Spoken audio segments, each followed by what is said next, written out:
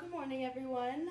Last week we talked a lot about symbolism, and this week we're going to direct it more towards characterization, and specifically how to identify character traits. Now when I say character traits, does anyone know what I mean by that? Yes, Molly? Like their personality, how they act. Exactly, it's their personality, it's their attitude, their disposition, it's their tendencies. So there are basically 5 things to look for when we're identifying character traits. The most telling is the character's actions, what the character does. That'll help us probably more than any of the other things to look for. It will help us the most in identifying character traits. The second thing is what the character says. Third thing are the thoughts of the character. The fourth is how the character is described by the narrator.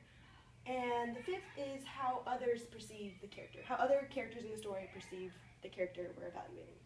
So since we've been reading To Kill a Mockingbird, I know we're not completely finished with that book, but Scout Finch, she's the protagonist, and so I thought it would be useful and helpful if we tried to do a mini analysis of Scout's character traits.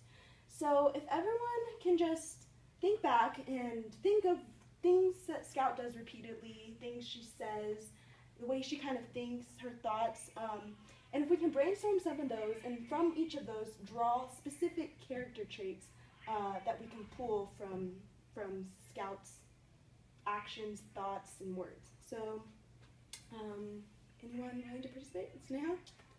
Well, Scout gets in a lot of fights at school defending her father from the other students. Yeah, that's really good. Fights. And I think what's important in there is, you said she was defending her father. Do you know why she was defending her father?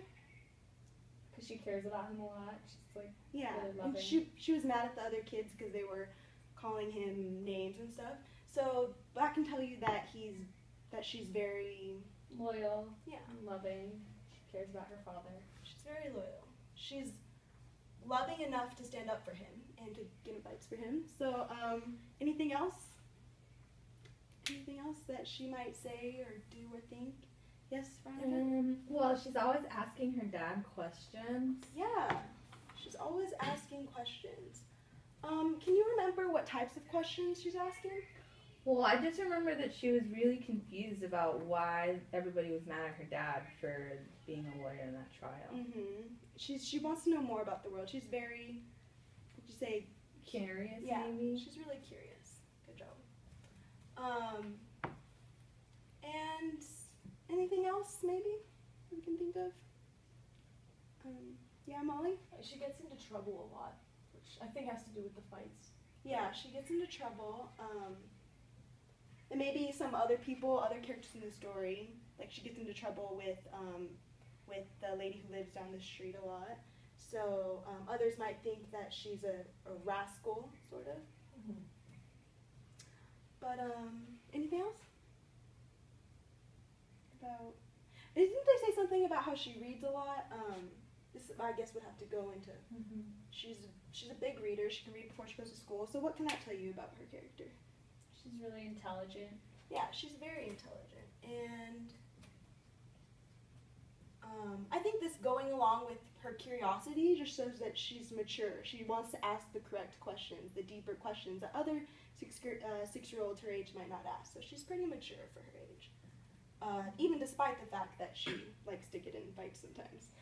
So we're going to finish this up later. You guys each have a handout with where you can finish filling this out, and there's also other characters that we'll go over together as a class. But before that, I wanted to introduce you guys to a chant that I made up, and hopefully it'll help you memorize the 5 things to look for when identifying character traits.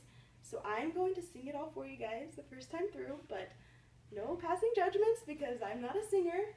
But it's to the tune of Pop Goes the Weasel, so you guys should all recognize it. All right, ready? Look what characters say and do and how others perceive them. It's what they think and how they're described. That's called our character guide. All right. So now we're all going to sing together in a big chorus. I want all of you guys participating. All right? Okay, ready? Yeah. Look what characters say and do and how others perceive them. It's what they think and how they describe. That makes up our identity guide.